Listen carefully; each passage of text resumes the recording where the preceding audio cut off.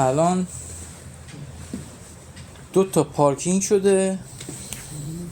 این یه پارکینگ، اینم یه پارکینگ و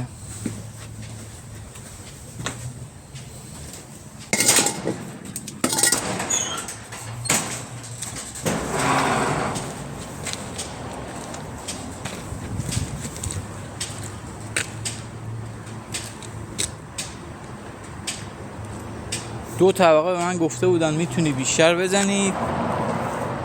جرثقیل آوردم، اسکلتشو رو پشت بوم گذاشتم، کارو متوقف کردم. پول منو نابود کردن. نزدیک حدوداً حالا یکم کمتر بیشتر حدوداً 7 کیلو طلا 18 عیار خرج کردم. سلام، احوال شما خوبی؟ الان میام خدمت. حدود 7 کیلو طلا خرج کردم. الان بخوام بردارم چیزی که به دستم برسه حدود 2 کیلو خورده طلا 18 عیار میشه. حدود 13 سالم هست همینجوری افتاده اینجا.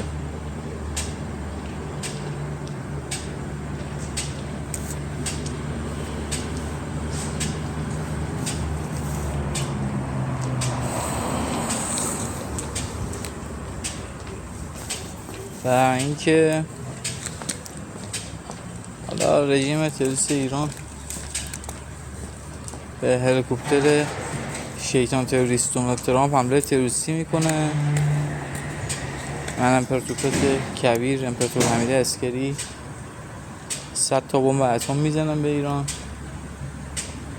و وقتی که 100 تا بمب اتم بسیار کشنده میزنم به کل ایران شیطان، این ساختمون هم که واسه من تخریب میشه. یه سناریو دیگه، رژیم تروریست ایران به یه هواپیمای مسافربری سمت تنگه هرمز حمله تروریستی میکنه با موشک. بعد توی سناریو دیگه که همون گفتم با پهپاد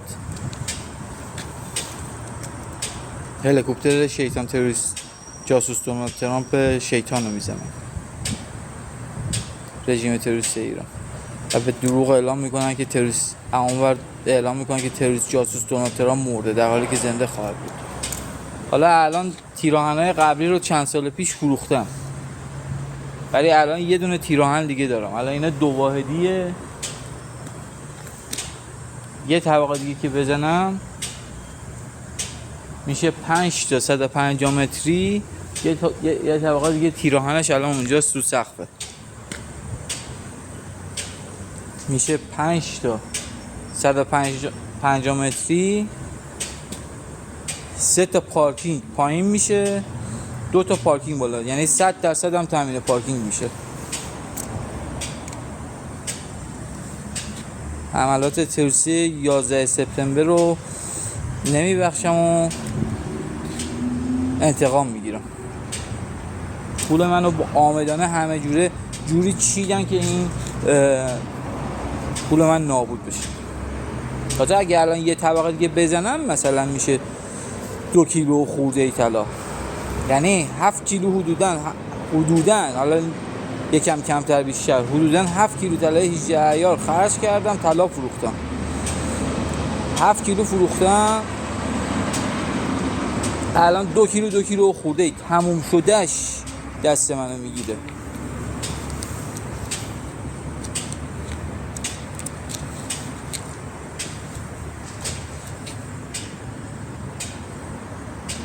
نمیبخشم و انتقام میگیرم.